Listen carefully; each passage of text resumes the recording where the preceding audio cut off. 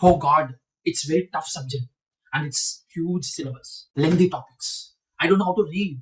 I don't know how to remember. I'm getting so much fear that I cannot remember for the exam. I think this is the problem for most of the students. They feel that it's a heavy subject, so much syllabus, and they don't know how to read that subject and how to remember those concepts. If you are facing any of these kind of issues and difficulties, then remember your approach of reading any particular subject is wrong. There could be so many reasons why they will forget whatever they have already learned because they have done enough learning, they have done practice, they might have written so many mock exams. But when exams approaches, they forget everything. And because of this, so many students will skip certain subjects or they may skip certain chapters of a particular subject. If you know that you can simply read any particular subject very easily and you can remember the concepts for longer period, and also it becomes very easy to recollect those concepts for the exam, and you write any particular exam without any fear. Now in this video, I am going to explain 3 important strategies that every student in any phase of in their college life must follow, so that it becomes very easy for them to read any subject and retain for longer period.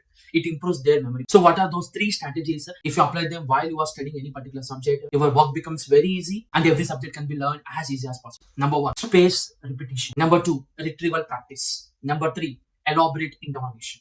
So what are those 3? Space repetition, retrieval practice, and elaborate interrogation. Now let's go deeper into these strategies and understand each and every strategy step by step, so that you implement these strategies in your study habits. Then you see the results. So first one is space repetition. So what is the meaning of space repetition? Most of the students, if you observe them, definitely they will have different types of learning practices and different styles of learning any particular subject. Few may study few chapters at a time, few may study one chapter at a time, and they will give so much gap between the chapter to chapter. Some students only learns a chapter that is very much interesting for them. So whatever may be the study pattern, whatever may be the style you may be following, but if you follow very important strategy, that is a space repetition, which means that whenever you are studying any particular subject, you need to have the increased interval spaces between learning to learn. So what is the meaning of increased time intervals between study and study? Which means that whenever you are studying any particular concept, after you studying for certain time duration, you need to give certain gap before you going to the next topic. So how much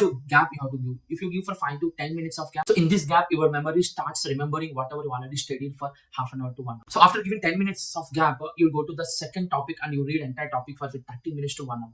And later you need to give more than the earlier, which means that if you have given 5 to 10 minutes earlier, this time you need to give 15 to 20 minutes of gap before you go for any other concept. So if you keep on doing with increased time intervals and you need to give more than 1 hour by the time you reach to the final concept reading in a particular day. So what is the advantage of giving these increased time intervals between studying the concept to concept is your memory will sink in understanding all the concepts, and also it becomes very easy for our brain to retain the concept. So the first strategy says that instead of learning all the concepts at a stretch, learning concept one by one by giving the space intervals between them, that too in the increased intervals of time, and that makes you to remember the concept for longer. What is strategy 2, which is called retrieval practice? The name itself suggests that retrieving something means recollecting the concepts that we have studied. Most of the students will commit the mistake that once they have read any topic, they will just leave that and they think that they have completed their practice of a topic. But the reality is, if they did not go for retrieval practice, then definitely whatever they read on a single day, 80 to 90% of the concepts they will forget on the first day itself.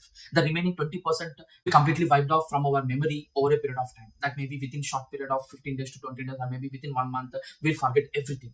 So the use of studying some concepts on a particular day without having retrieval practice, you cannot retain that particular topic for longer period. So how do you do the retrieval practice? It can be done daily basis, weekly basis, and monthly basis, which means that if you read any topic on a particular day, at the end of the day you need to sit quietly without looking at the book or the computer from where you have studied your concepts. You need to recollect from your memory. So how many concepts you studied? What are those headlines? What are the insights of the concepts you have learned? All these things, by sitting in an isolating place, you need to recollect all those concepts. It is something like recollecting what is already happened in the past for one day. So if you keep on focusing on what you learned today from morning to evening, all the concepts, headlines, important concepts, any diagrams, pictures, all these things, if you try to recollect at the end of the day, then that becomes you to retain that particular concept for longer period. You can sustain this one for more than 6 to 8 months, and this can be implemented for weekends as well as for month end, which means that whatever you studied whole week, if you sit quietly for longer hours like a meditation,